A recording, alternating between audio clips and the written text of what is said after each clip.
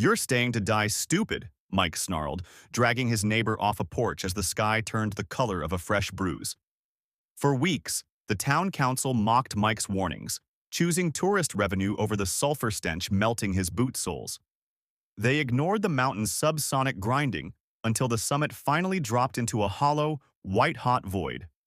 As a liquid wave of stone erased his ancestral legacy in seconds, Mike realized the greed of the valley had buried them all long before the rock fell. Before we go any further, if this is your first time here, we'd love for you to hit that subscribe button and turn on notifications. Your support means the world and helps us bring you even more powerful stories. Stick with us until the end, and if this mystery moves you, share your thoughts in the comments and pass it along to a friend. The silence of the high Alps is never truly silent. It is a tapestry of sounds too low or too high for the distracted ear to catch. But for Mike Brenner, it was the only conversation that mattered. At 6,000 feet, the wind does not just blow, it scours. It sings through the gaps in the granite, hums against the tension of wire fences, and whispers across the encroaching snowline. Mike knew every note of that song. He knew that a shift in pitch meant a storm from the north, and a sudden stillness meant the deer were moving down to the valley. But on a Tuesday in late October, the mountain sang a note Mike had never heard before. It was a low vibrational thrum that he did not hear with his ears, but felt in the soles of his boots. He stood on the porch of the farmhouse that had belonged to his father and his father's father before him. He was a man carved from the same rugged geography he tended. 62 years old with shoulders broadened by a lifetime of lifting timber and stone. He wore a heavy charcoal wool jacket that smelled of pine resin and wood smoke. A battered felt hat, stained by years of sleet and sun, was pulled low over eyes perpetually squinting against the alpine glare. His beard was a mix of iron gray and white, cropped close to reveal a jaw set in a permanent expression of stoic evaluation. He gripped his mug of black coffee, the ceramic warming his calloused hands, and looked up toward the jagged crest of the Wetterhorn Ridge. The sun was just crowning the eastern peaks, casting long, bruised shadows across the valley floor. There it was again. It was not the sound that held his attention this morning, but a sight that defied the logic of the season. High up near the summit, from a jagged slash in the rock face known locally as the Teufelsschlund, the Devil's Throat, a thin gray ribbon was rising. It coiled lazily into the freezing air, twisting like a spectral snake before dissipating into the blue. Mist, Mike muttered to himself, though the word tasted like a lie. Mist did not spiral. Mist clung to the hollows in the tree line, heavy and wet. This was rising with purpose. It was lighter than the heavy nimbus clouds gathering in the west, but darker than the steam that sometimes rose from sun-warmed rocks. His dog, a massive Bernese mountain dog named Bruno, whined low in his throat. Usually, Bruno would be bound into the pasture to harass the goats. But today he sat pressed against Mike's leg, his heavy body trembling. "I see it, boy," Mike said softly, resting a hand on the dog's head. "Just a trick of the light." But by noon, the ribbon was gone. The sky was a perfect, unblemished azure. Mike went about his chores, mending a section of the stone wall that had bowed during the spring thaw and splitting cordwood for the coming winter. But his eyes kept flicking back to the ridge. The mountain looked peaceful, immutable, a fortress of gray stone and white ice. Yet the next morning, at exactly 6:15 a.m., the ribbon returned, and the morning after that. For a week, Mike watched the ritual. The smoke, if that is what it was, appeared only in the coldest hours of the dawn. It was a rhythmic breathing, an exhalation from the earth that vanished as soon as the sun hit the zenith. The isolation of high-altitude farming breeds a specific kind of paranoia, but also a sharp pragmatism. Mike did not believe in ghosts, and he did not believe in monsters. What he believed in was trespassers. The Devil's Throat was a shallow cavern system, mostly useless to climbers, but perfect for illegal poachers looking to hide from aerial patrols. If someone was up there burning wood to stay warm through the night, they were risking a wildfire that could scour the entire northern face of the mountain. The timber was dry this year, brittle as bone. On the 8th morning, watching the gray spiral thicken against the pale dawn, Mike made a decision. He set his coffee mug down on the railing with a definitive clack. "Stay here, Bruno," he commanded. The dog did not need telling. He had refused to go past the barn for 3 days. Mike went inside and grabbed his walking stick, a piece of polished ashwood capped with steel, and his radio. He checked the battery. It was fully charged. He did not take a rifle. Mike was not a man who solved problems with bullets unless he had to, and a stern word from a local usually sent city boy poachers running. The climb was not a stroll. The path to the Devil's Throat was an old goat track, overgrown with stubborn scrub pine and littered with loose scree that shifted treacherously underfoot. Mike moved with the economy of a man who knew the terrain, placing his boots on the stable bedrock and breathing in a steady rhythm. In for 2 steps, out for 2. As he ascended past the tree line, the air grew thinner, biting at his lungs. The valley floor fell away, revealing the toy town roofs of Oberthal far below. It was a postcard view, the kind tourists paid thousands of euros to see. But Mike felt no appreciation today. He felt an encroaching unease. The vegetation changed first. About 300 meters below the cave entrance, the alpine heather, usually a vibrant, hardy purple this time of year, was brown and brittle. It was not just dead, it looked scorched, as if a heat wave had passed through the soil itself. Mike knelt, crumbling a dry stalk between his fingers. It turned to dust instantly. "Root rot," he whispered. But the soil did not feel damp. It felt strangely dry. Chalky. He pushed on. The wind shifted, blowing down from the summit, and Mike stopped dead. He expected the smell of burning pine or oak, the distinct sweet acridity of a campfire. Instead, he tasted sulfur. It was a thick, rotten stench, like eggs left to spoil in the summer sun, mixed with the metallic tang of old copper. It coated the back of his throat. He pulled his scarf up over his nose, his heart hammering a warning against his ribs. This was not a campfire. He crested the final ridge. The entrance to the Devil's Throat loomed ahead, a dark, jagged maw in the limestone cliff. The smoke he had seen from the porch was thicker up here. A turbulent column of gray gas was pouring out of the darkness, but there was no one there. No tents, no trash, no embers of a campfire.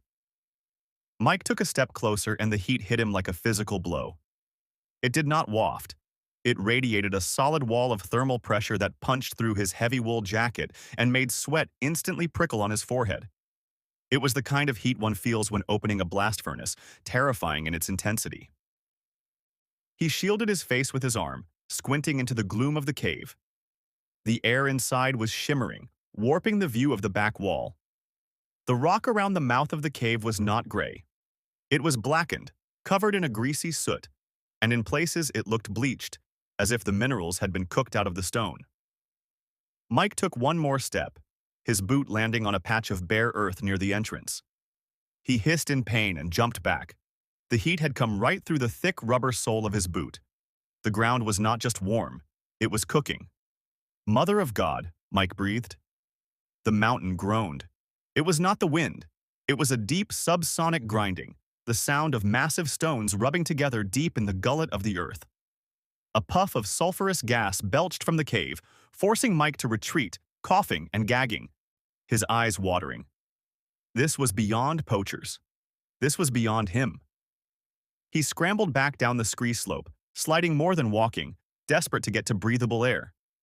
He did not stop until he reached the tree line, his chest heaving. He pulled the radio from his belt, his hands shaking slightly, from a primal realization that the solid earth beneath him had turned into an enemy. He keyed the mic. "Oberthal Station, this is Brenner. Do you copy?" Static crackled, then a bored voice answered. "We copy, Mike. What is the matter? Goat stuck on a ledge again?" "Listen to me," Mike said, his voice raspy from the sulfur. "I need you to get the council on the line and get the rangers. Something is wrong with the mountain. The Devil's Throat, it is breathing fire." The descent to the village of Oberthal usually took Mike an hour in his old Land Rover, navigating the switchback roads that clung to the mountainside. Today, he drove with a white-knuckled grip on the steering wheel, his eyes constantly checking the rearview mirror, half expecting to see the peak collapse behind him. Oberthal was a town in transition. Once a quiet farming hamlet, it had reinvented itself as a boutique ski destination. Chalets with overpriced espresso machines lined the cobblestone streets, and the town square was dominated by a modern glass and steel visitor center. Mike parked his muddy, battered truck between two pristine Audi SUVs and marched toward the town hall. He was an anomaly here now, a relic of the old days, smelling of sulfur and sweat in a town that smelled of money and chocolate. Mayor Hollenbeck was waiting for him in the council chambers, along with the chief of police and a junior member of the tourism board. Hollenbeck was a round, soft man who measured his life in booking percentages and tax revenue. "Mike," Hollenbeck said, gesturing to a chair, "you have got everyone riled up on the radio breathing fire." "Really?" "I did not say it was a dragon, Hollenbeck," Mike snapped, remaining standing. He tossed his hat onto the table. I went up to the throat. "The ground is hot enough to boil water. The smell is pure sulfur, and the smoke, it is venting gas." "A thermal vent," the tourism board member suggested, looking up from her phone. "That could be good. Hot springs. We could market that." Mike looked at her with incredulity. "Market it? The heather is dead 300 meters down. The rock is bleaching." I felt the ground move, and not in a small way. "We need geologists. We need the state survey team." Hollenbeck sighed, rubbing his temples. "Mike, look, the winter festival starts in 3 weeks. We have 90% occupancy booked. If we call in the state team, they will shut down the hiking trails. They will ground the cable cars for safety inspections. We cannot afford a panic over a steam vent." "It is not steam," Mike growled, leaning over the table. "It is smoke.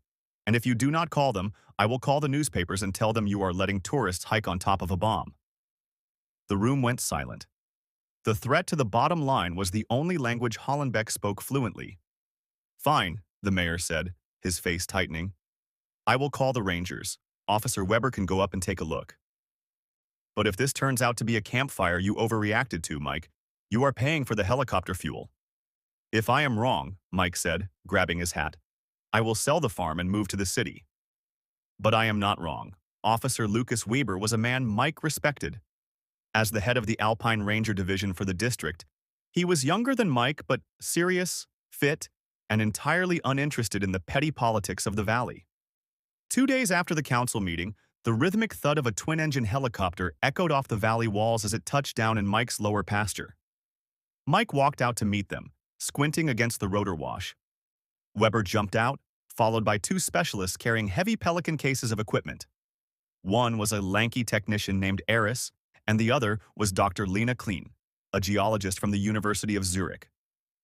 She looked slightly out of place in her pristine Gore-Tex gear, but her eyes were sharp as she scanned the ridge. "Mr. Brenner," Weber shouted over the dying whine of the rotors, shaking Mike's hand. "We're here to check out your dragon." Mike nodded toward the peak. The anomaly had worsened. A haze hung over the summit, blurring the sharp edges of the rock. Dr. Klein checked a handheld device, her brow furrowing as she noted that the barometric pressure was dropping locally. A strange occurrence on such a clear day. Weber decided to send a bird up first to avoid unnecessary risk. Eris set up a portable control station on the hood of Mike's Land Rover, unpacking a high-end industrial hexacopter equipped with thermal imaging and gas sensors. "This thing can read the temperature of a rabbit from a kilometer away," Eris boasted as he calibrated the rotors. He launched the drone, which buzzed toward the summit like an angry hornet. The group huddled around the monitor as the thermal overlay kicked in. "Look at the ground temp," Eris whispered. The screen was bleeding into violent oranges and reds. The entire upper cone of the mountain was significantly hotter than the ambient air. Dr. Klein noted that the surface was reading 15 degrees Celsius when it should have been -2. As the drone approached the Devil's Throat, the cave entrance appeared as a blinding white-hot flare on the screen. The sensors maxed out, reading over 400 degrees before the image began to fracture with static. "I'm losing link," Eris shouted, fighting the joysticks.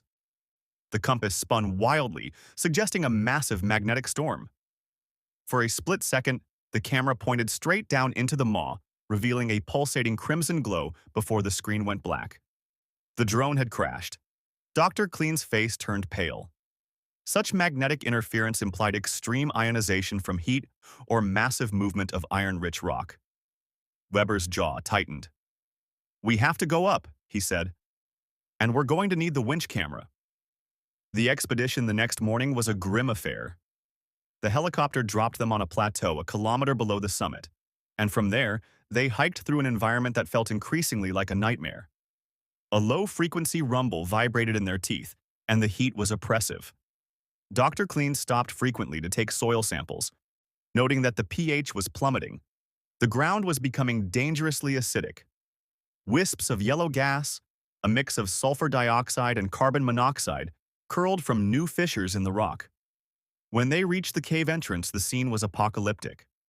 The snowcap was gone, replaced by gray, steaming slush and mud. The entrance to the throat looked like a wound that refused to heal.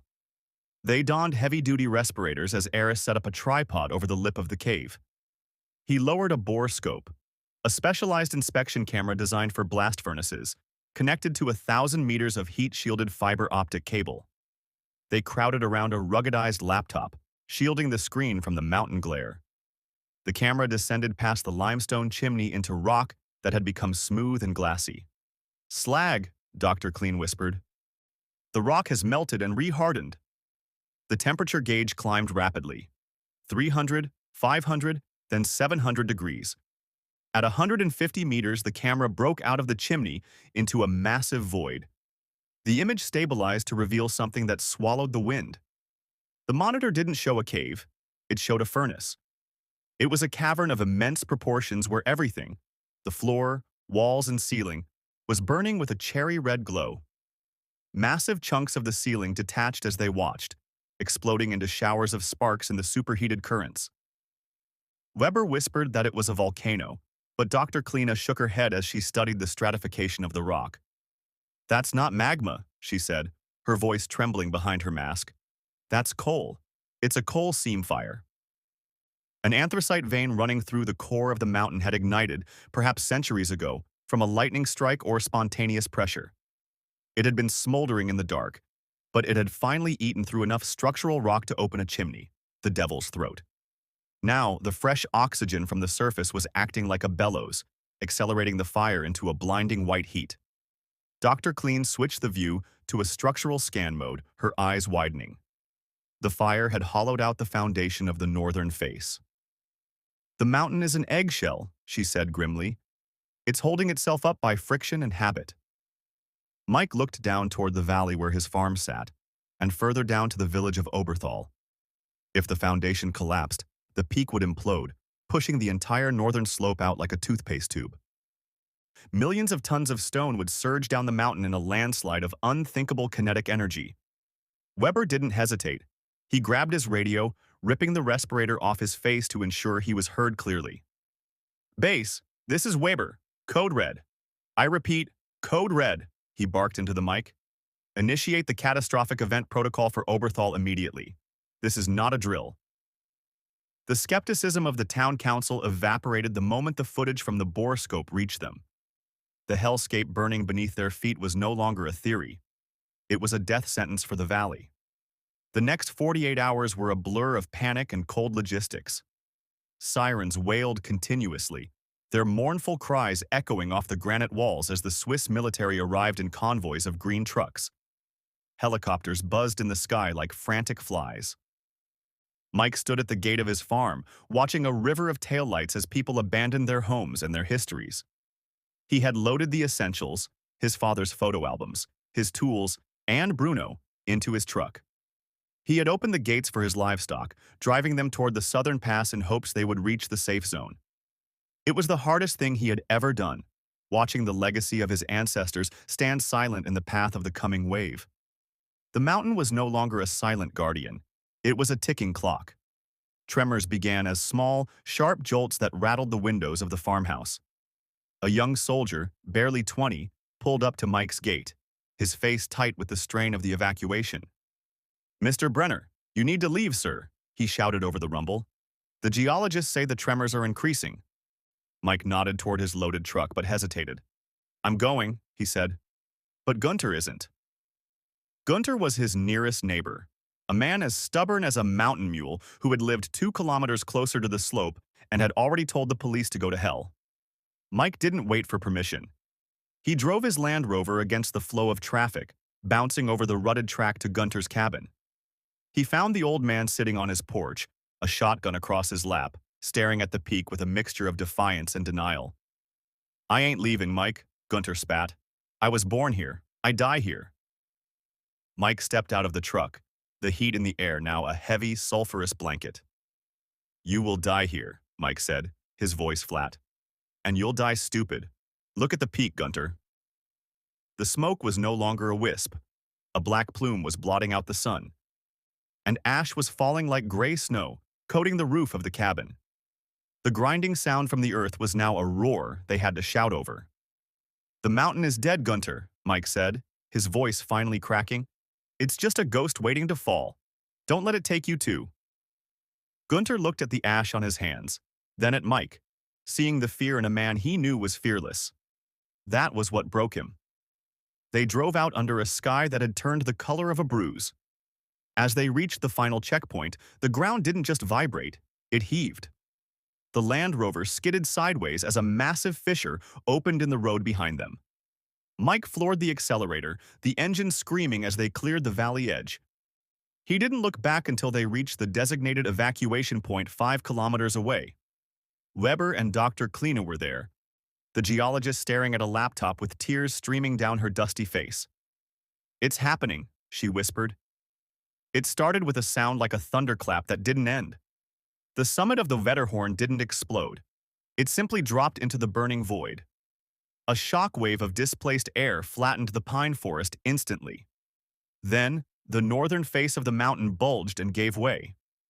Millions of tons of rock and superheated coal poured down the slope like a liquid wave of stone. It moved with terrifying speed, a gray and black tsunami devouring everything in its path. Mike watched as the landslide swallowed the tree line. He watched it surge over the plateau where his farm stood. In a single second, the house his grandfather built and the barn where he had spent his life were erased under 100 meters of rubble. The slide smashed into the edge of Oberthal, crushing buildings like paper cups before losing momentum. A massive dust cloud rose, plunging the valley into a premature twilight at 2 in the afternoon. Then, a heavy, choking silence returned. The silence of a grave. 6 months later, the seasons had turned. The Wetterhorn was now an unrecognizable, truncated stump of a peak, still smoking gently. Oberthal was a ruins, declared a geological exclusion zone. But 20 kilometers to the west, in a valley that caught the morning sun, a new fence line was being driven. Mike hammered a post into the dark soil, the rhythm as familiar as his own heartbeat. The government had called him a hero, a guardian of the Alps, and offered him a pension in Zurich. Mike had asked for land instead. They gave him an old, derelict farmhouse in a safe zone. He needed the work. He needed to build. He finished the post and sat on the steps of his new porch with a cup of coffee. The wood smelled wrong, and the floorboards creaked in unfamiliar ways, but it was standing. Bruno, grayer around the muzzle, rested his head on Mike's knee. The peaks here were sharper, less familiar, but the wind was the same. The mountain had breathed fire and taken his history, but it hadn't destroyed him. He tipped his hat up, looking at the light of a new spring. "All right, Bruno," Mike said, his voice steady. "Let's get back to work." The earth had spoken, and Mike Brenner was still there to listen. If you believe that the warnings of those who know the land should never be ignored, hit the subscribe button and turn on notifications. We bring you the powerful stories of survivors who saw the danger coming when no one else would listen. Don't let the truth stay buried. Share your thoughts in the comments and pass it along to a friend. Disclaimer: this program is for entertainment purposes only. While inspired by documented geological anomalies and alpine survival accounts, certain narrative elements, character internalizations, and specific dialogue have been fictionalized for dramatic storytelling. This production is intended to highlight the unpredictability of natural forces and is not an official record or a substitute for professional safety or geological advice. If you suspect environmental hazards or volcanic activity in your area, contact local authorities or emergency services immediately.